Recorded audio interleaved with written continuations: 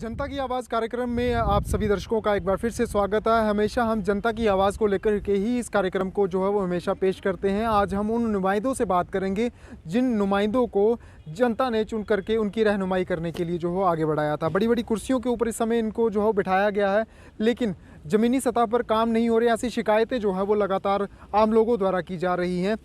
फ़िलहाल ये भी उन्हीं की प्रस्ती करेंगे क्या कुछ कमी आ रही है। चंद्रमोहन जी मेरे साथ इस समय मौजूद हैं, जो कि ब्लॉक पैंथल से चेयरमैन हैं, और ब्लॉक कटरा के चेयरमैन जो हैं इस समय श्यामलाल भगत जी, वो भी हमारे साथ मौजूद हैं। उनके सहयोगी भी हमारे साथ मौजूद हैं। और ये आज जिला मिनी सचिवालय के अंदर जो है वो एक जिला विकास आयुक्त जो कि नवनियुक्त हैं बबीला रखवाल जी, उनके साथ जो है वो इंट्रो करने के लिए यहाँ पर आप पहुँचे थे। फर्स्ट ऑफ ऑल आपका स्वागत है जेके चैनल पर, और जो हमारी एक मुहिम है जनता की आवाज़, आप जनता की आवाज़ बन करके क्या क्या चीज़ें उजागर करना चाहते हो जो आज दिन तक सरकार ने आपकी नहीं सुनी। फिलहाल आप भी भाजपा के साथ ही कहीं ना कहीं वाबस्ता रखते हैं। शुक्रिया करण जी। आज तो सिर्फ इंट्रोडक्शन मीटिंग थी और एक बड़ी हेल्दी एटमॉस्फेयर पे हमारी इंट्रोडक्शन मीटिंग हुई, और ज़्यादा कुछ बातें तो नहीं हुई आज की इस मीटिंग में, बट इंट्रोडक्शन मीटिंग थी तो सभी ने अपने अपने छोटे एक दो मिसाइल जो हैं वो वर्दी डिप्टी कमिश्नर साहिबा के सामने रखी, और बड़ा पॉजिटिव वे में उन्होंने उनको सुना। और ख़ासकर जो बर्निंग इशू डिस्ट्रिक्ट रियासी में चल रहा है जिसको माइनिंग को लेके, तो उस पर डिप्टी कमिश्नर साहिबा बड़ी गंभीर दिखी, और मुझे लगता है टाइम बाउंड इमीडिएटली आपको उसका एक्शन भी दिखे। चंद्रमोहन जी, आपको नहीं लगता कि ये माइनिंग का जो मुद्दा गरमाया हुआ है, ये नदी नाले तो आपके पैंथल ब्लॉक में भी हैं, वहाँ पर भी इस प्रकार की वहाँ पर चीज़ें देखने को मिलती हैं। माइनिंग के नाम पर कहीं ना कहीं उन्हें माफिया एक नाम दिया गया है, जो जिन्होंने टेंडर्स जो हैं वो हायर किए हुए हैं, और इसके पीछे भी कहीं ना कहीं राजनीति भी हो रही है और ब्लैकमेलिंग भी हो रही है, कुछ नेताओं द्वारा की जा रही है। ऐसा आपको लगता नहीं है? देखिए, जहाँ तक माइनिंग का सवाल है उसका तो जिस चीज़ का जनता को फ़ायदा होना चाहिए, अगर उसमें गलत हो रहा है तो वो तो हमारा पहली प्राथमिकता बनती है कि हमें वो सवाल जो है पुटअप करने चाहिए।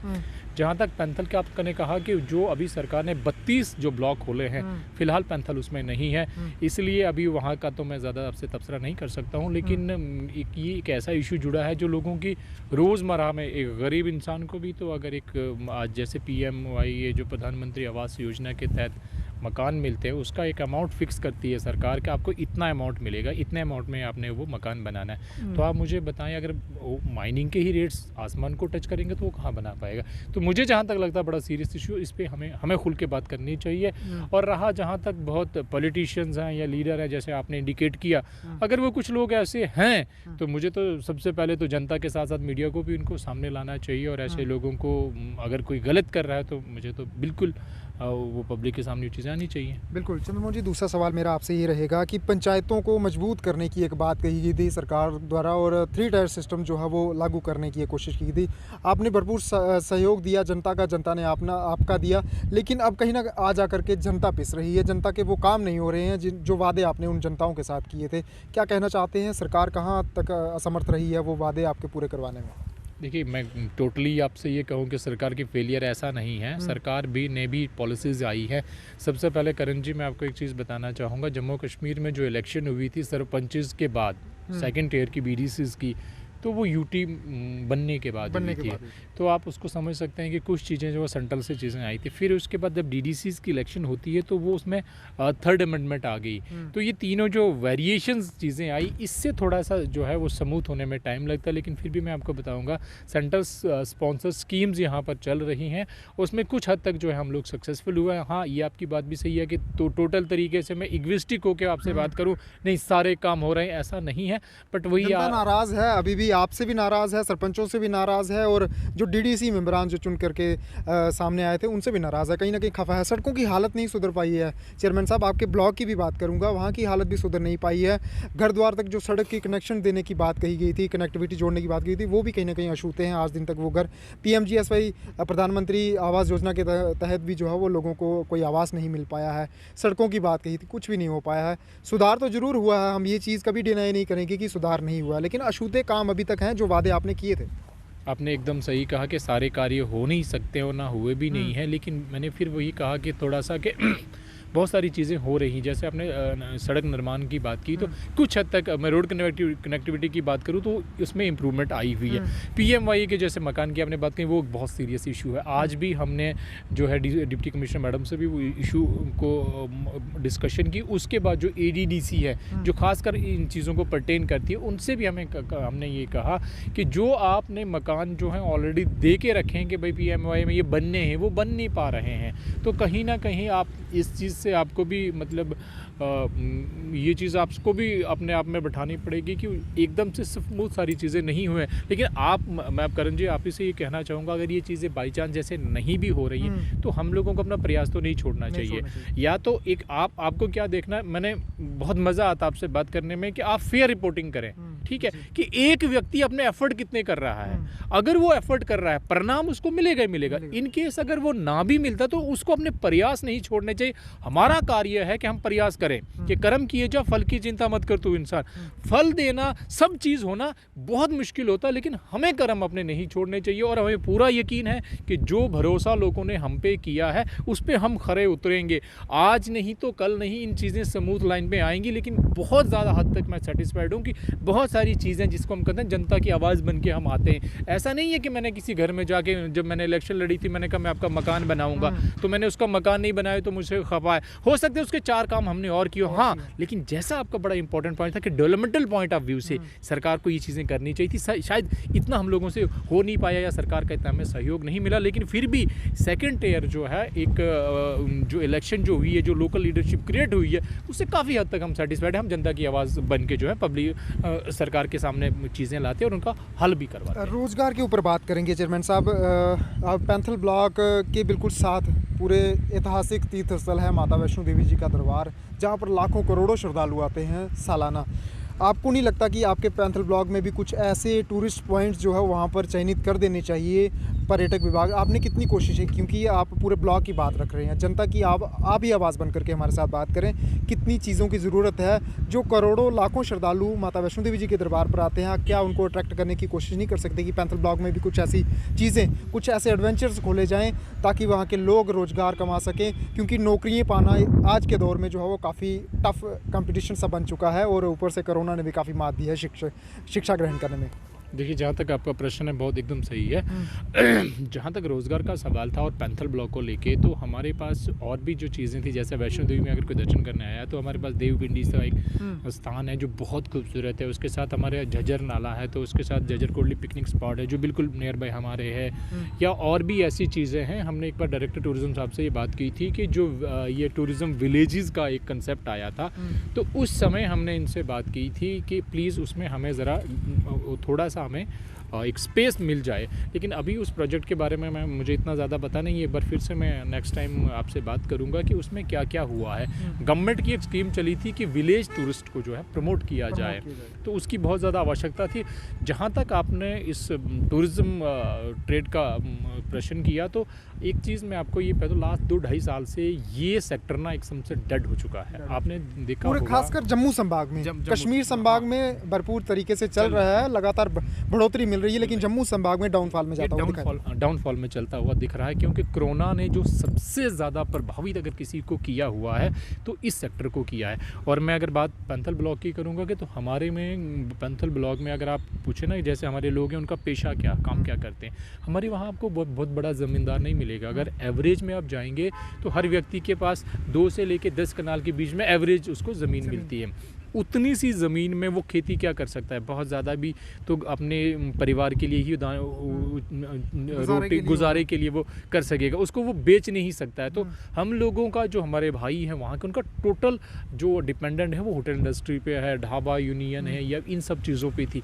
लेकिन लास्ट 2.5 साल से, जैसे आपने टूरिज़्म को प्रमोशन की जब बात की, तो 2.5 साल से वो एक डेड पड़ा हुआ है। तो ये बहुत ही चिंता का विषय है और मैं सरकार से ये निवेदन करना चाहूँगा, ख़ास करके जो लगता है उनमें कोई पोटेंशियल PRIs हैं जो इस तरीके की राय दे सकते हैं, चाहे हमारे सरपंच साहब हैं या जैसे कोई यूथ क्लब बना हो, तो उन सबकी राय लेके ना एक प्लेटफॉर्म ऐसी तैयार की जाए ताकि टूरिज़्म से रिलेटेड लोग जो हैं वो अपना गुजारा, रोज़ी रोटी का जो है एक जो ज़रिया है उनका बन सके, और वो फ्यूचर में जैसे आपने कहा कि सरकारी सब चीज़ें मिलना मुश्किल है, तो प्राइवेट सेक्टर को थोड़ा सा टच किया जा सकता है। लास्ट अंतिम सवाल रहेगा आपसे चेयरमैन साहब, आप मुझे बताएं कि जनता की आवाज़ बनकर के आप पूरे ब्लॉक की बात कर रहे हैं, किन चीज़ों की ज़रूरतें हैं आपके ब्लॉक को भरपूर तरीके से चलाने के लिए? सरकार से क्या मांग करेंगे और ज़िला एडमिनिस्ट्रेशन से क्या मांग करेंगे? देखिए, ज़िला एडमिनिस्ट्रेशन से तो मैं सीधी सी एक बात कहना चाहूँगा आपके माध्यम से कि वो हमसे कोऑर्डिनेट करें। देखिए, डिस्ट्रिक्ट एडमिनिस्ट्रेशन हमसे कोऑर्डिनेट करेगी, हम डिस्ट्रिक्ट एडमिनिस्ट्रेशन से रहेंगे तो जाके लोगों का समस्याएं हल होएंगी। लेकिन फिर मैं वही बात कहूँगा, आजकल के समय से लेके और 10 साल 20 साल से लेके कुछ ना कुछ समस्याएं वैसी ही हैं। वही रोड कनेक्टिविटी का प्रॉब्लम है, शॉर्टेज ऑफ वाटर की प्रॉब्लम है, वही मूलभूत सुविधाएं, बिजली, पानी, सड़क, घर, यही चीज़ें रह गई। लेकिन जहाँ तक सड़क का सवाल है तो मुझे कहीं ना कहीं ये चीज़ लगती है कि इम्प्रूवमेंट दिख रही है। इलेक्ट्रिसिटी डिपार्टमेंट जो है थोड़ा सा हम उसमें भी बेटर करने में आएंगे। और आज स्पेशली जैसे आज की जो हमारी मीट या इंट्रोडक्शन मीटिंग डिप्टी कमिश्नर साहिबा से हुई, तो वो आई हैं CEO जकेडा से, तो उन्होंने खुद भी पर्सनली इन चीज़ों को कहा है कि हालांकि मैं उनका अप्रिशिएट करना चाहूँगा कि जकेडा ने हमें सोलर लाइट से सब कुछ थोड़ी बहुत जो है कंपेरेटिवली दे के रखी है, तो उसमें भी वो हेल्प आउट करेंगी। तो एडमिनिस्ट्रेशन से मेरी यही रहेगी कि आप सहयोग करें और हम लोग दोनों जो हैं एक प्लेटफॉर्म पे बैठ के काम कर सकें। सरकार से हमारी ये अनुरोध रहेगा, ये रिक्वेस्ट रहेगी कि आप PRIs को जितना ज़्यादा हो सके इन्वॉल्व करें, जितना ज़्यादा इन्वॉल्व करें उनसे उतना काम लें। हमारी दिशा की मीटिंग में डॉक्टर जितेंद्र सिंह साहब ने क्लियर एक इंडिकेशन दिया था डिप्टी कमिश्नर साहब को कि आप इनका इस्तेमाल करें। जो लोग चुन के आए हैं इनको उस एरिया का ज़्यादा पता है। लास्ट टाइम मैंने एक इंटरव्यू में किसी से कहा था कि जैसे अभी आप देखें, मुझे कोई पूछे ना, आप सामने से पूछेंगे जनाब हम आपका कहाँ इस्तेमाल कर सकते हैं। हमारी सजेशन ये रहेगी कि आपको जैसे सरकारी किसी ऑफिस में आप जाते हैं, आपको इनकम सर्टिफिकेट चाहिए होता है। इनकम सर्टिफिकेट के लिए आप एक एप्लीकेशन देते हैं तहसीलदार साहब को। तहसीलदार साहब क्या करते हैं, वो रिपोर्ट डालने को बोलते हैं पटवारी को। पटवारी, मुझे जहाँ तक सच्ची बताऊंगा आपके इस चैनल पे, पटवारी उस व्यक्ति को जानता ही नहीं है।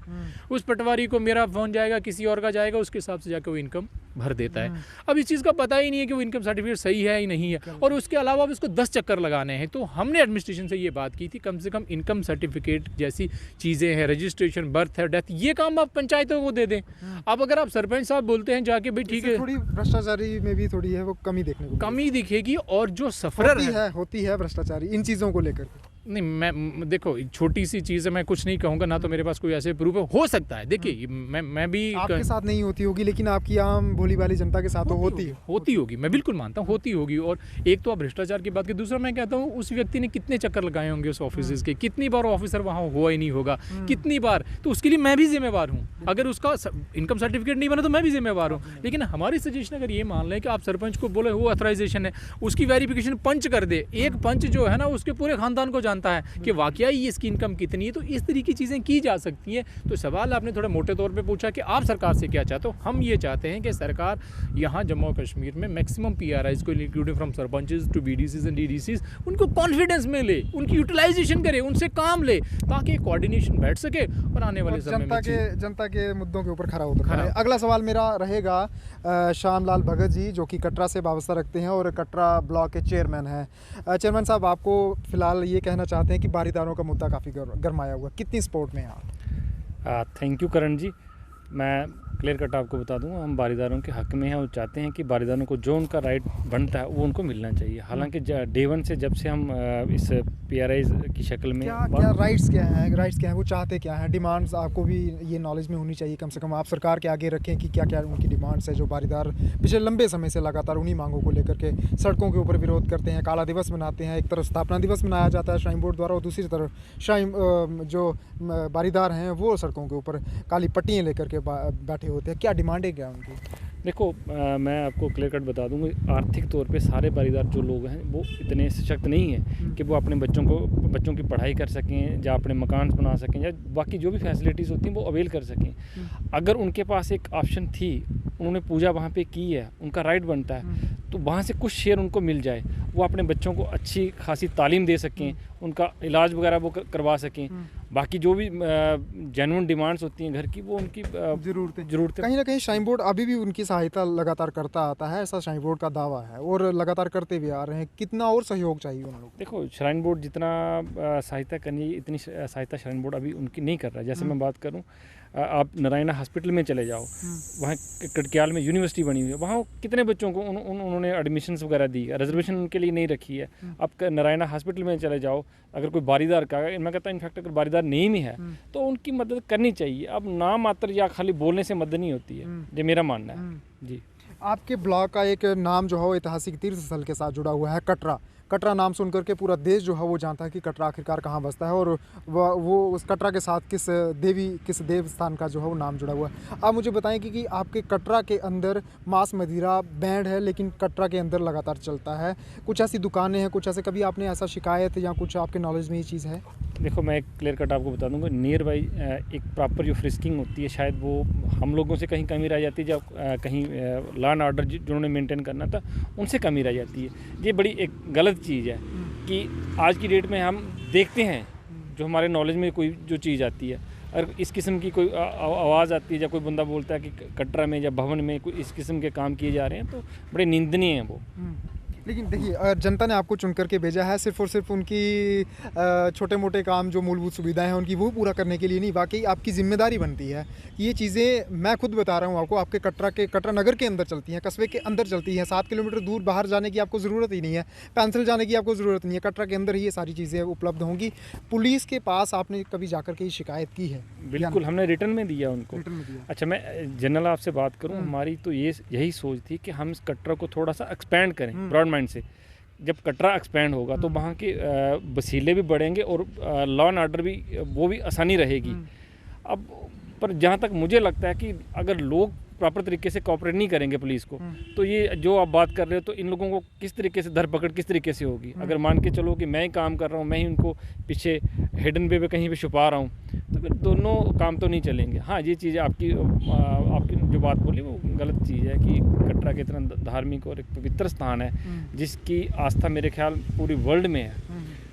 जम्मू कश्मीर की तो बात छोड़िए, कटरा की बात छोड़िए, माता की पूजा हर जगह। और मेरे ख्याल जहाँ तक भी कोई सुनता है, जिस किसी मीडिया से भी सुनता है, तो उसको यही लगता है कि माता में हमारी आस्था है। तो अगर हमारी वहाँ पे आस्था, तो इस किस्म की अगर चीज़ें मेरे संज्ञान में या पुलिस के संज्ञान में लाई जाती है तो उन पे एक्शन होना चाहिए। कटरा के साथ बिल्कुल 9 देवीय स्थान आता है, दूसरा पड़ाव आता है धार्मिक स्थल का। वहाँ पर भी कुछ विवाद देखने को मिल रहा है कि वहाँ के लोग जो है लगातार विरोध करते हैं, सड़कों पर भी आए वो लोग। वो कहते हैं कि इसका जो है वो कहीं ना कहीं देख रेख जो हो जिला एडमिनिस्ट्रेशन के कंट्रोल में होनी चाहिए, तो वो क्यों नहीं हो पा रही है? उसके ऊपर भी कभी आपने गौर फरमाने की कोशिश की? मैटर सब डिशेज है, उसमें तो मैं खैर ज़्यादा टिप्पणी तो नहीं करूँगा, पर मैं इतना ज़रूर कहूँगा कि जो गरीब लोग हैं, जिनको ज़रूरत है, या जिन्होंने वो बिल्डिंग का इंफ्रास्ट्रक्चर तैयार किया हुआ है, तो जिन्होंने लोगों ने माता को वहाँ पे एक किस्म का इस टूरिज़्म के मैप पे जब श्रद्धालुओं की नॉलेज में लाया है, तो उन लोगों को उनको बेनिफिट मिलना चाहिए।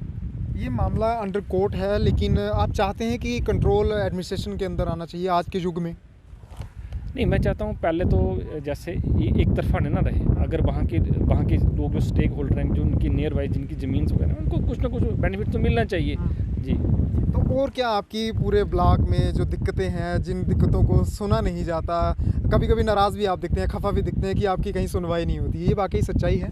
देखो, आज हमारी जो इंट्रोडक्टरी मीटिंग थी वर्दी डिप्टी कमिश्नर साहब से, उनसे हमने यही बात की कि आप और ये PRIs दोनों मिलके एक पुल की तरह काम करें, एक लोगों की डेवलपमेंट की ओर सोचें। डेवलपमेंट किस तरीके से हो सकती है, इसके बारे में सोचें, ना कि हमें उस बारे में सोचना है कि इस ऑफिसर को किस तरह पकड़ना है। जब ऑफिसर ये सोचे कि हमने PRIs को किस तरह बैकफुट पे लाना है, उससे अल्टीमेटली लोगों का नुकसान होगा। ये हमने क्लियर कट मैडम से भी बात की और उनको ये बताया कि मैडम, इन फ्यूचर जब भी कभी कहीं भी आपका कोई बड़ा प्रोग्राम्स होता है, तो आप प्लीज़ हम लोगों को अवेयर करें। जहाँ हमारे जो ब्लॉक के सरपंचेज़ हैं, पंचेज़ हैं, उनको अवेयर करें। जो गवर्नमेंट की, सेंट्रल गवर्नमेंट की जितनी भी स्कीम्स हैं, या जम्मू कश्मीर यूटी की जितनी भी स्कीम्स हैं, प्लीज़ उनको अपडेट करें ताकि वो ये सारी ट्रांसफॉर्मेशन कहाँ पे सीधी जाए, लोगों तक जाए।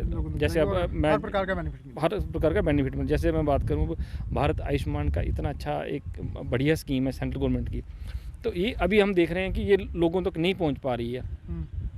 तो उसका मैं बोल रहा हूँ, अगर किसी को हमने क्रिटिक्स में लाना है तो एडमिनिस्ट्रेशन को भी लाऊंगा और अपने PRIs को भी लाऊंगा, क्योंकि इतनी बड़ी स्कीम है और इतना बेनिफिट वाली स्कीम है। तो अगर ये आम लोगों तक नहीं गई अभी तक हम डाटा जो देख रहे थे वो भी अप टू 50% भी तक लोग कुछ वंचित हैं, हाँ, जिनको नहीं वंचित हैं। मिल तो पाया। ये हमारा फ़र्ज़ बनता है, मेरे साथियों का फ़र्ज़ बनता है कि हमने एक गरीब आदमी को उसकी ये बेनिफिट दिलवाना है जिस मर्जी तरीके से। और रही बात मेरी, ये डे वन से ये कोशिश थी और सोच है कि हमने कटरा को डेवलप करवाना है और कटरा को एक्सपेंड करवाना है। हालांकि कुछ जो शरारती तत्व है, जो नहीं चाहते हैं कटरा की डेवलपमेंट, वो तो यही चाहते हैं कि कटरा कटोरी की तरह ही रहे। हम ये चाहते हैं कटरा कम से कम भागा तक आए, नो देवियन तक इसकी डेवलपमेंट हो, मोहरी तक इसकी डेवलपमेंट हो, पैंथल तक लेके जाएं।